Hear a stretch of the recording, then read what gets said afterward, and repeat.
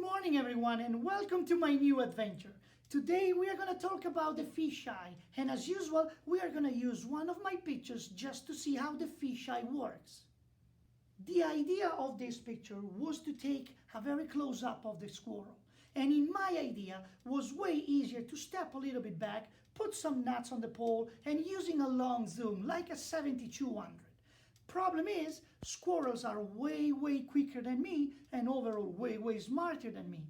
And that's why for like the first 500-600 pictures, I couldn't take anything else than some tails pictures. So I fed him and I fed him and I fed him. The problem was that the squirrel would come, grab the nuts and run away. So I thought, what can I do to make a new friend, to make him trust me, and maybe at some point to get the picture that I want. By the way, it took me more than 3 hours to get just one good shot. And do you want to know why? Well, this is a boardwalk. People jogging, ride the bikes, walk dogs, and squirrels are very scared about that.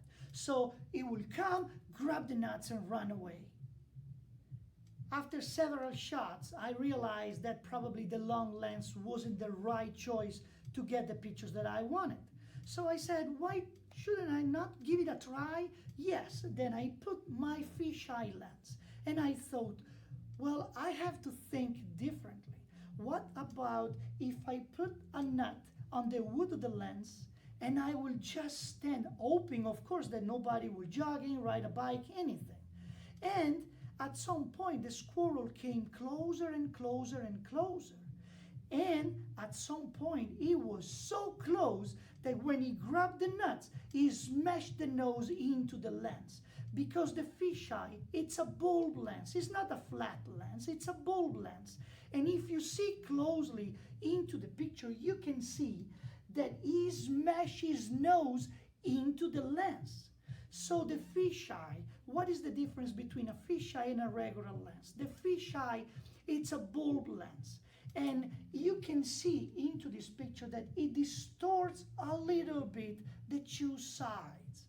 But you can get a very close up. Actually, the closest up ever is not only smashed his nose into the lens, but you can see very closely, and you can see into his eye, there is my reflection. That's how close it was. So the end of the story is not always what we think it's the right decision right away. Sometimes we have to change our mind.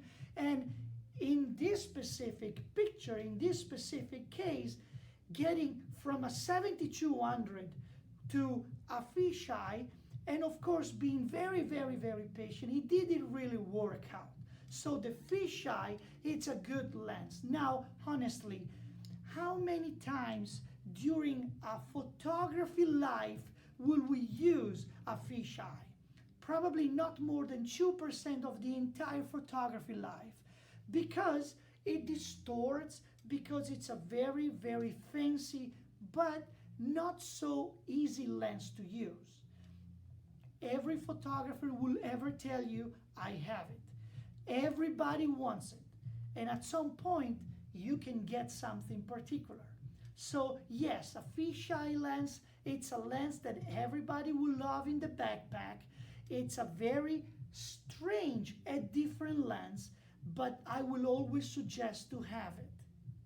So here's the recap of the day. I made a new friend, I used the fisheye, and we learned something more about the fisheye. Useful? Yes. Essential? Well, not for your backpack, but definitely you can get different pictures. It's gonna cost you about $500-600, and probably you will use not more than 2% of the entire photography life. But yes, I will always suggest to have a fisheye for a different kind of picture in your backpack. So this is all for today. Thank you very much for joining me. I see you for my next new adventure.